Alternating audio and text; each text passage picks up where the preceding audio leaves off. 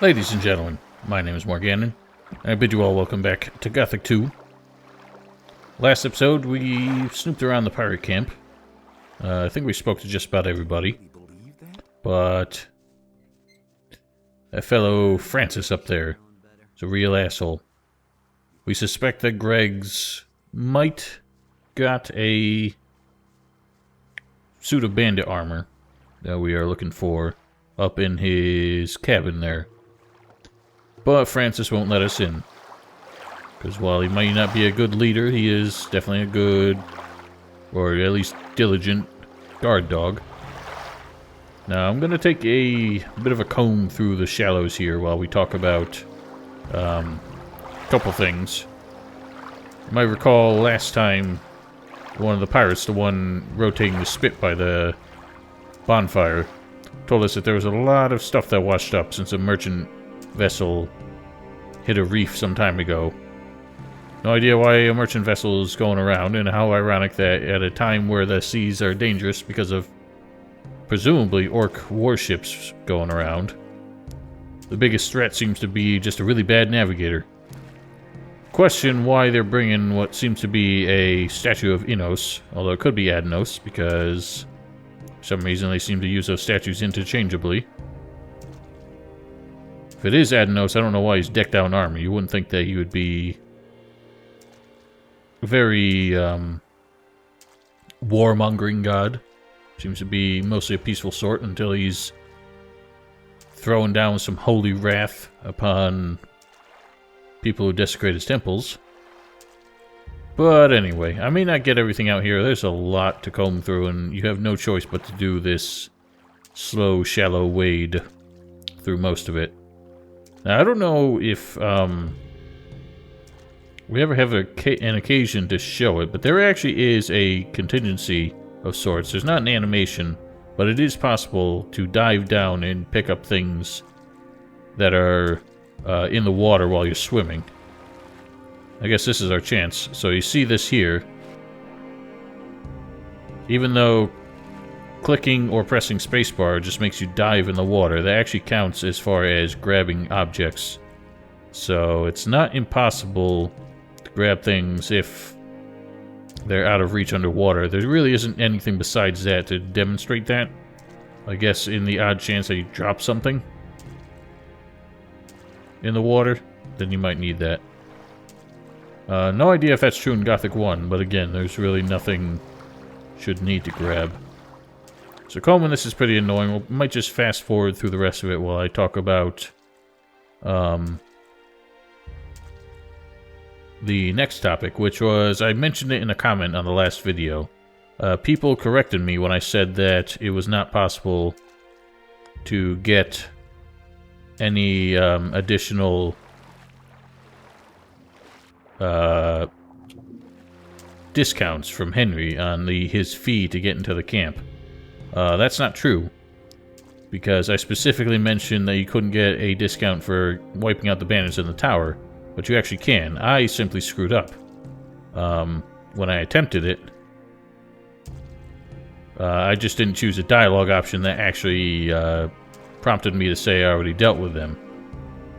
So if you do that, along with everything else, Henry will actually waive the entire cost. So presumably that means taking out the bandits is worth 200 gold to him. He doesn't pay you otherwise, so I guess it is kind of worth doing, but again, you just miss out on the best line of dialogue, which is that one pirate calling you an asshole. But that might be worth 200 gold to you. It's simply not to me. So one of the things that we're gonna take care of first, just since it's kind of on the way, is we're going to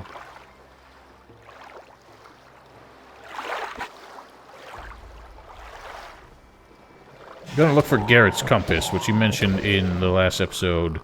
Greg had taken from him and buried it, because Greg be a pirate, and pirates bury treasure. You know, nobody ever accused Piranha of being creative. But all he had to go on was the fact that Greg's been seen on the northern shore here. He said you can only get there by swimming. That's not exactly true. You can get over by mounting this rock here. Not that swimming is really all that difficult, but I do suggest that you start from this rock simply because it is much easier to deal with the nasty things on the other side. And there is more stuff in the water. I guess I didn't end up really fast-forwarding this much at all. There's more stuff out in the shallows there. We'll get that on the way back. But as you will see, on the other side of this, we got some fuego lizards.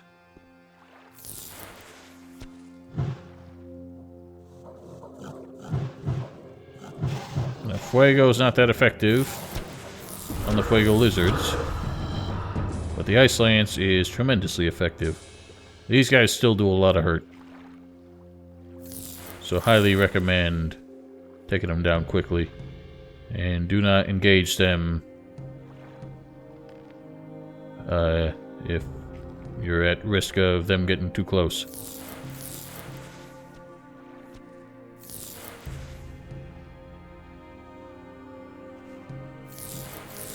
Stop walking.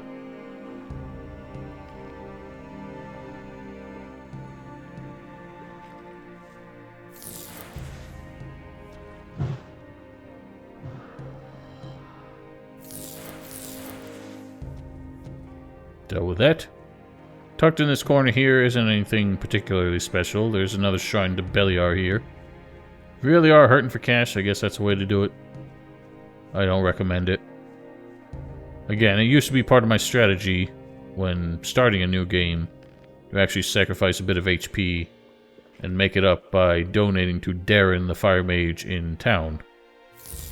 Don't recommend that strategy anymore because it's really not all that hard to make money.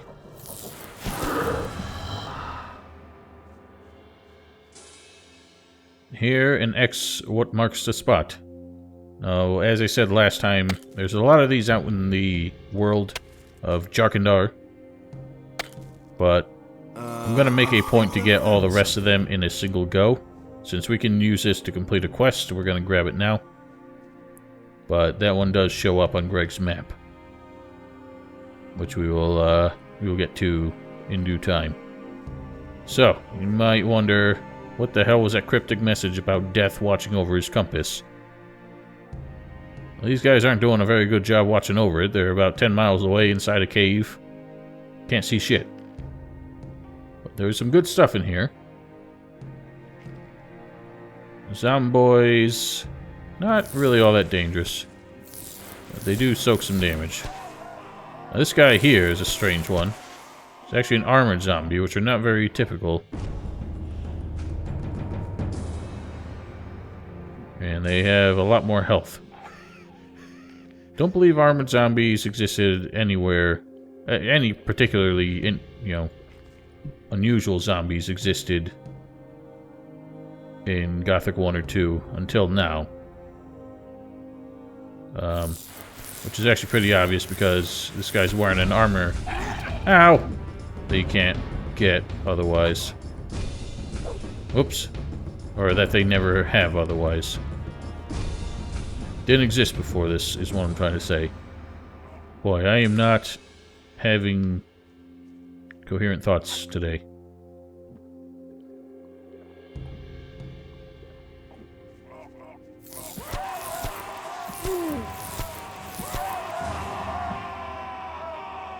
Barrage of ice lances. That's all we need. Zomboys don't drop anything, unfortunately. Other than a very repetitive trail of blood and viscera. But inside here, let's just pop out a torch. We have, looks like a speed potion. Nothing too exotic. A bunch of loose gold. This ring here is a ring of skill, apparently. I thought it was something more interesting. We have an amulet of the warriors. I think I mentioned last time that every caste that we heard the mages talk about, other than the scholars... No, the scholars... Yeah, there were 5 castes of the, like, elites in Jarkandar, which were the scholars, the guardians of the dead, the warriors, the priests, and who else? The healers. The healers, the warriors, and the scholars all have jewelry that you can find in this game, and they have a unique property that I did not know about until I did the live streams last year? Must have been. Which is that there are 2 rings and 1 amulet for each of those castes. And if you wear the full set, they actually have a set bonus, where the attribute perks are even stronger. So I think all told, individually, like the Ring of the Warriors each give 5, and the amulet gives 10 strength. Wearing them all together, I think, gives double that? I don't remember. But thanks to Valvedrix, who actually told me about that, which I never knew.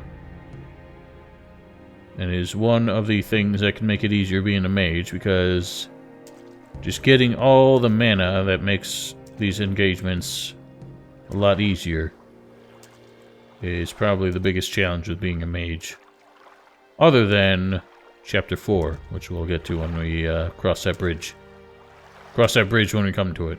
I keep saying idioms like that backwards. Anyway, so we got a compass. Now, just a heads up, this compass, on its own, isn't worth anything. You'd think it would be.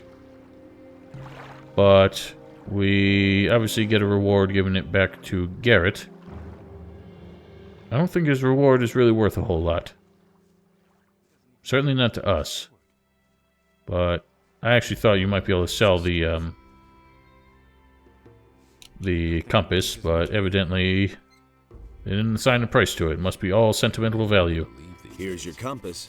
Yes, that's it. I never thought I'd see it again. Thanks, man. This time Greg won't get a hold of it again. Here, take this belt in return. It's my most valuable piece. Nobody will learn piece from me. Let me see this piece. Belt of protection, weapon and arrows. I guess it's not that bad. Yeah, he really said that. For some reason I keep thinking he gives a much worse one. I keep thinking he gives a belt of fire protection. I don't even know where you get that. Okay, so we're not fussed about Amulet of the Warriors. Nothing amazes me anymore. Not fussed about HP. That was obvious all along. Remember, we need to keep a pickaxe. That's been known a long time. Now, this boarding knife is interesting. I think He really said that. this is just a reuse of the cutlass I never knew that. with 5 less damage for no good reason. Will it ever change? So I don't understand why they added a weapon like that. If he doesn't see that, No matter.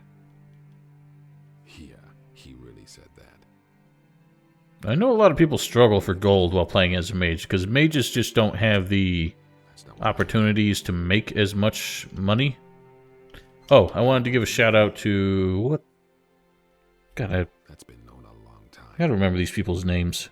Luckily, I can just pull it up because it's a recent comment. Hot Sandwich. For pointing out that I accidentally sold Dragomir's crossbow.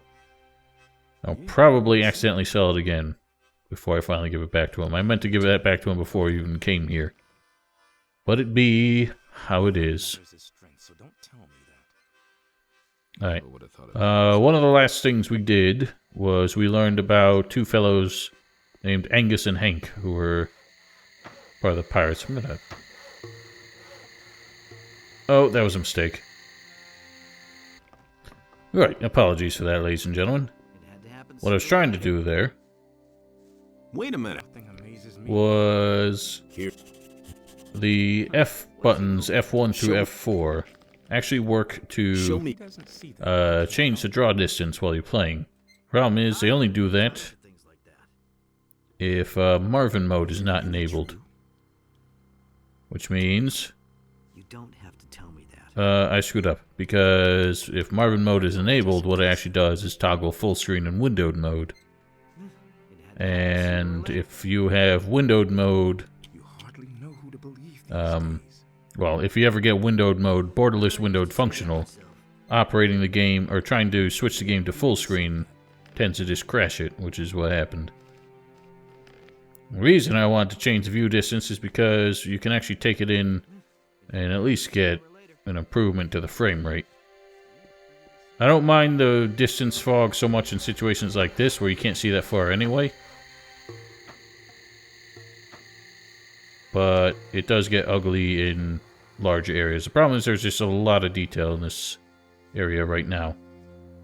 But the other thing is, as soon as you open the menu, it just switches back to whatever you have it set to in the INI file, which I have pretty much unlocked. So as I was saying, yeah, we heard about Angus and Hank, two guys who went to make a deal with the bandits shortly before things went south, and they have not seen them since. Hey, you. Let's ask old Jack about him. Do you know Angus and his friend Hank? I haven't seen them in a while, and I wouldn't mind if the pair of them never came back. Why? Oh, those bums always hung around the lake, scaring off the game. What lake would that be? Remember our hunts? Yep. The lake in the hollow. That's where I usually saw them.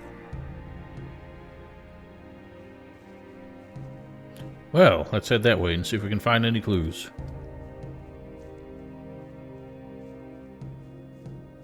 It's interesting how this game, just dipping a couple frames, suddenly seems to perform. It feels like it performs so much worse. Remember, no mushroom goes unpicked. That's a lie. I'm sure I'll miss most of them. So down there is where we want to be, but let's check in and see how Malcolm is doing with his planks. Well, actually, he's just getting logs. It's Bill who's making planks. Seems that he's retreated up here, but he also doesn't seem to look the same.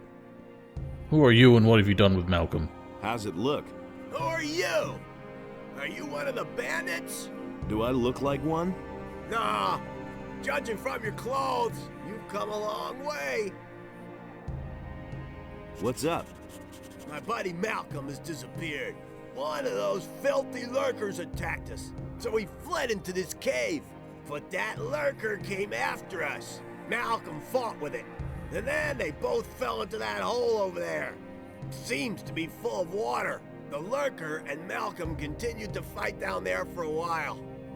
Then it went quiet. I have no idea whether he's still alive or not. How do I get down into that crevice? It beats me. You can either climb down or jump, I suppose. And? If I had known all this in advance, I'd never have become a pirate. Man, how do you expect to hold up as a pirate? Dealing with high seas hijinks, taking over ships with, presumably armed people resisting. You can't even take on a damn lurker. We've been taking those on since we were fucking infants. Well, climbing down doesn't really seem to be an option. We can't really see what's down below, but, uh-oh. I slipped. Stunt bonus. That's a very odd, little gimmick in this game. You get a 100 XP for doing this. I guess it's just a silly little Easter egg they decided to add. But, well, there's a little trick if you try this again. When we get back up to Owen. On the subject of Owen, I think I mentioned in the last episode, there's an occasion where he's actually shown up in the camp instead of out here. I've never been able to get that to repeat itself. Well, we see two lurkers down here. And they have a snack, so I don't think Malcolm came out on top here. Whatever. Let's lay into him. Wow, that one just tanked all the hits. Yep, that's a shame. Well, that's quite a potent stone tablet. Now, there's a lot of people who are very good at min-maxing in this game, who by now would have started using things like these stone tablets, but truth be told, I have no memory for things like that, so I can never remember when's the ideal time to do it. And as I've said before, my plan with this walkthrough is to really prove as much as possible how to play solely as a mage. Because most people who play as mages still put some kind of investment into melee skills. When it comes to melee, everyone says that the best bet is to invest in dexterity and use the Master Sword, which is helpful. But again, since melee weapons still depend on strength, even if they have a dex requirement, they're never going to be as good as if you committed to melee. So, ideally, in most situations, you can resort solely to magic. The only problem that comes up is when you're dealing with non-lethal fights, like brawls where you're just trying to beat somebody up. Mages don't really have an answer for that. There is an ability we can get later that makes those situations easier, but it's difficult to use properly because it actually causes a glitch where the enemy sort of de-aggros. And as a result of that, you end up being the one...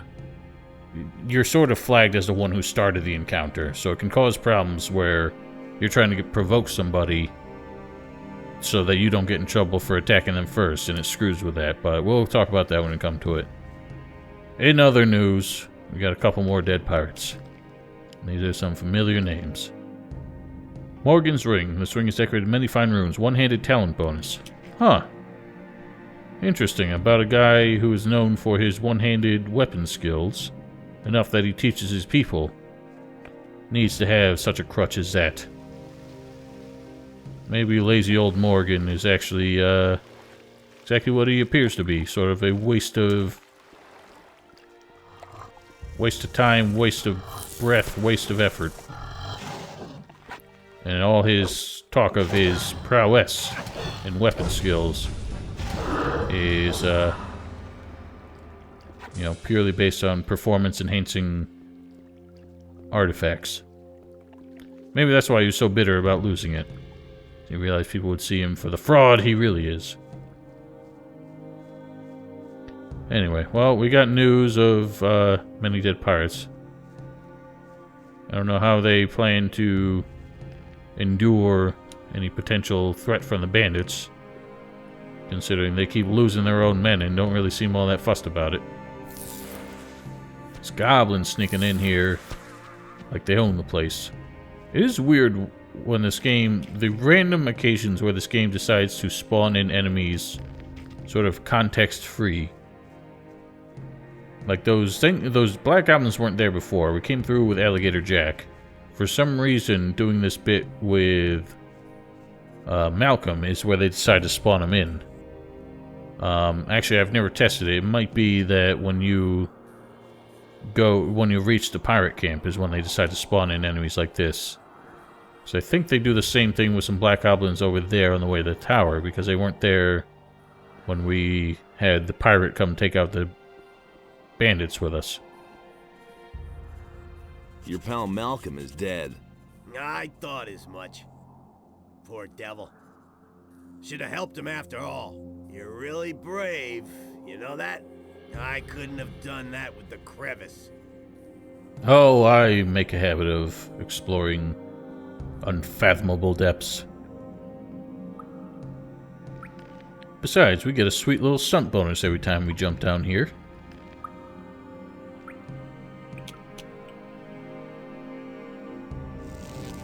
Oh no, experience plus minus 100.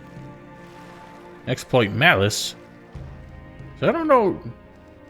I feel like malice is a word, or malus is a word in the English dictionary. that I've just never heard before. It's basically the antonym to bonus. So yeah, I actually programmed in a little anti-cheat. An exploit malice to try and stop you from just doing that jump over and over again for free XP. Of course, at this point, 100 XP isn't much to be fussed about, and I'm not doing that jump 100 more times just to try and get the next level. Actually, it would only be 10 more times. Regardless, I got better ways to spend my time.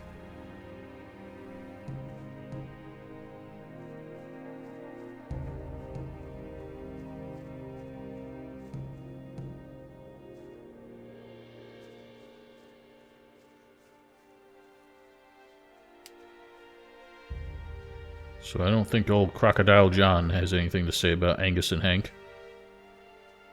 Even if he's happy that they're gone.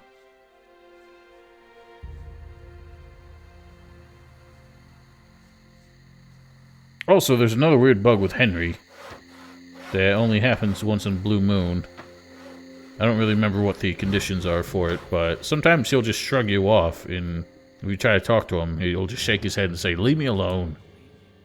I don't know what causes it. It's very odd. It's really not my problem. And all you have to do is reload the game to get him to stop. That's no secret. About Angus and Hank? That's What? been known a long I found them. They're dead. Dead as doornails, poor devils. Well, it was only to be expected.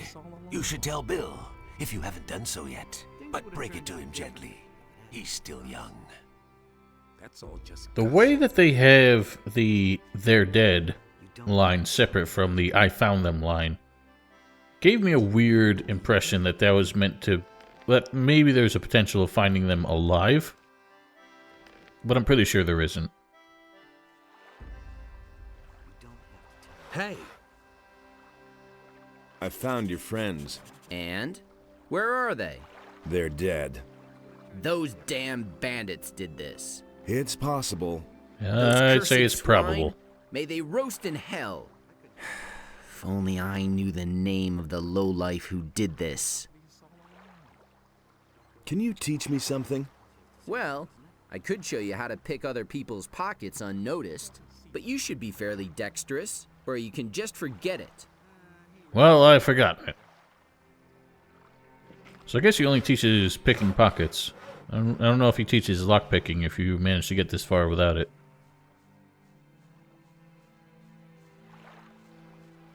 And lastly, lazy old Morgan.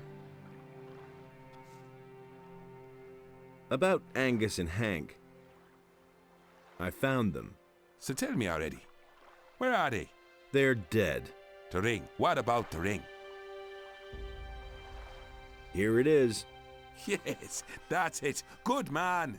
Here, take this stone tablet. It may look like a piece of junk, but Garrett will shell out a lot of gold for it. You know what? I think this is Go why I lie keep back. thinking Garrett gave me some bullshit reward. It's because Morgan actually gives us a bullshit reward and tells us to sell it to Garrett. So he doesn't give a genuine stone tablet. He gives one of the old stone tablets that aren't worth a damn thing. But I guess they are worth it to give to Vatras later.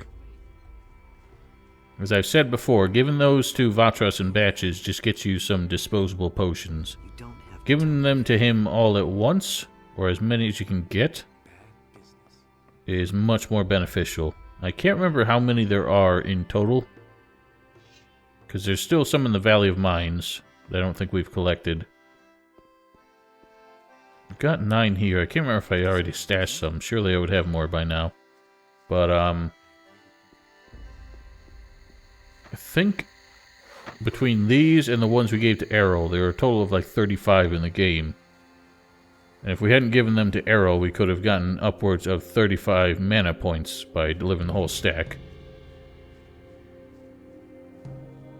But cases like that, I'm more tempted to complete a quest rather than, how you say, Good lord. I'm not the biggest min-maxer. Anybody who watches my walkthroughs will know that. I try to demonstrate the strategies when I can. I'm just not that good at it. And I'm not that, like, desperate for it. So, we've heard dangerous things about the valley, or about the canyon here. And, well, if we take a nice vantage point, we can kind of see the lay of the land. There's some interesting stories to be told about this place. I think we'll cover those when we actually have much more of an occasion to be here. We're not going far. We just heard from Samuel that Francis talked about a stash he has out here.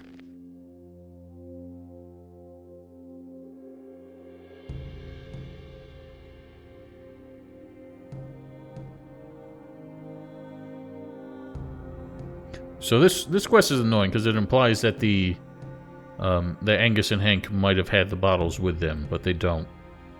We'll find out what became of those later, but they never really become easy to obtain.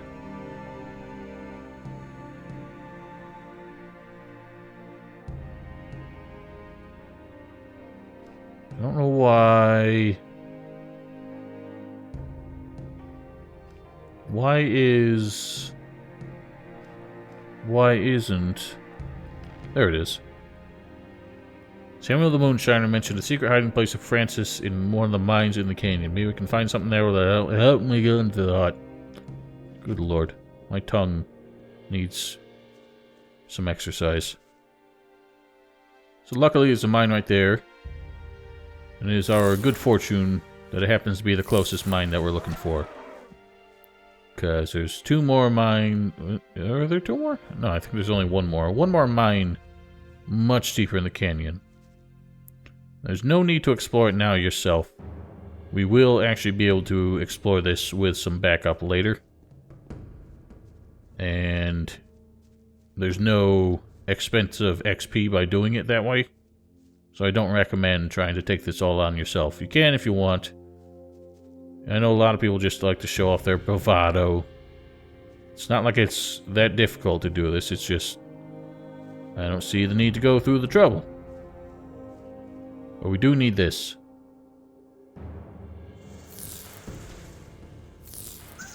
Wow, that went straight over his head and somehow still hit him.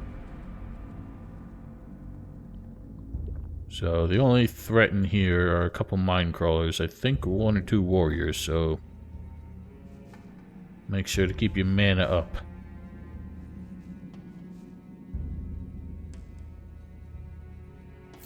Fink.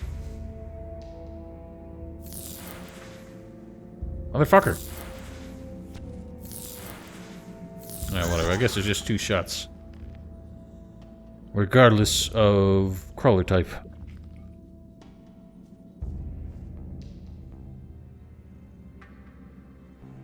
I thought there was one more.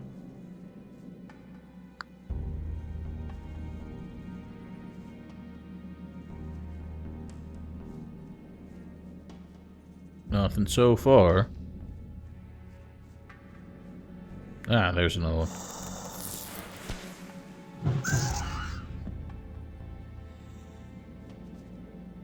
Ooh, an X what marks the spot. Now, this is not one of Greg's X's, believe it or not. Apparently Francis, just in his eagerness to be Greg's equal, decided to do some copycat strategies for his own illicit goods. And it is a treasure chest, which is... Oh god. Alright, not sure what happened there.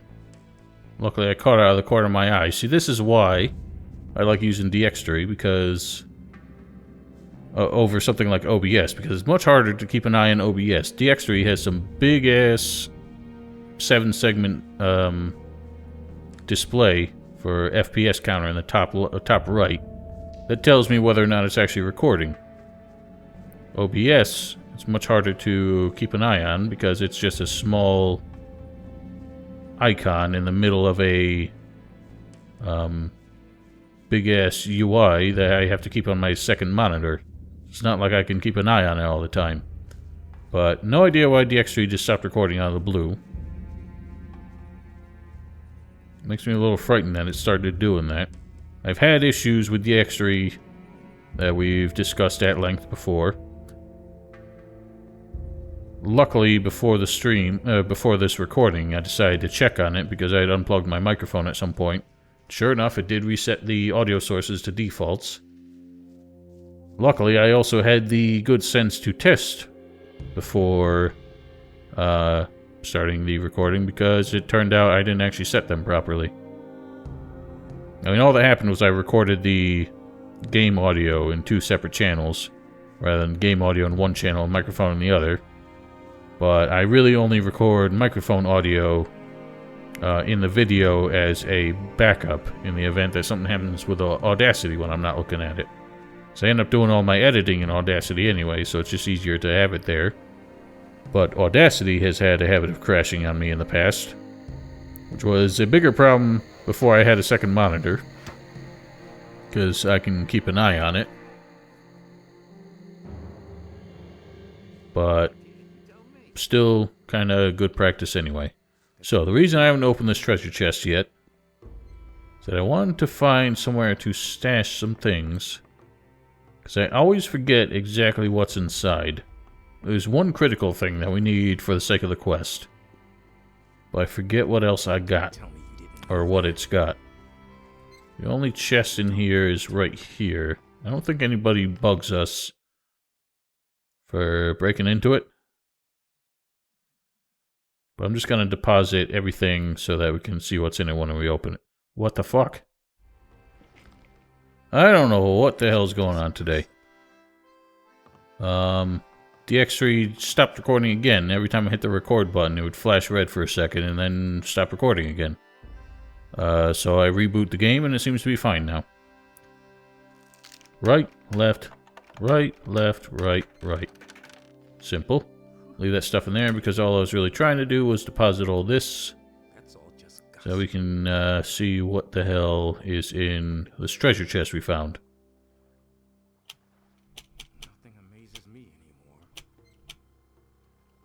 Same old thing, all over again. You hardly know who to believe these days. It had to happen sooner or later. You listen to the wrong people. Things I can tell you. What do we got here? Open it. Pile of stuff. A good dagger. Not a very good dagger. This is one of the weirdest weapons in the game because I don't understand why it exists. First of all, it has no value, so it's not even worth selling. It gives a one-handed talent bonus, but there are better weapons that we could have gotten ages ago that already do that. It requires 5 strength, which I guess normal daggers do. But it's just so dumb. Anyway, we also get 153 gold exactly. We get a casket, which was basically the treasure chest. 1 gold chalice, a silver necklace. But most importantly, a paybook.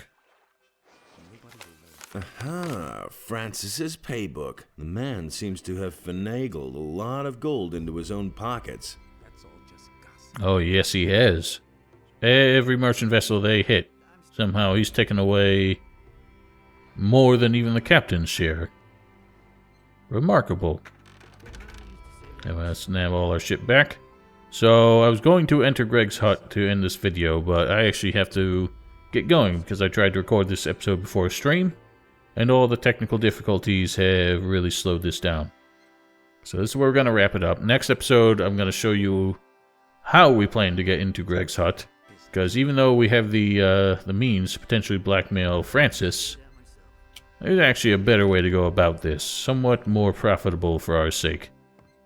So, until next time, if you haven't already, don't forget to follow me on Twitch. You can hang out for live stream shenanigans that happen every Friday evening and Saturday afternoon. That's all just gossip. If you follow me, you'll get the announcements before the stream begins. Otherwise, you can join us on Discord for any assorted banter and discussions and shit talking and whatever you want to do. Other than that, have yourselves a wonderful week. Stay safe, stay healthy, wash your hands, take care of yourself, and we will see you next time. He listened to the wrong people.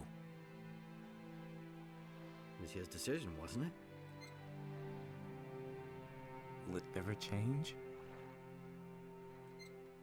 He simply needs to practice more. Is it really true?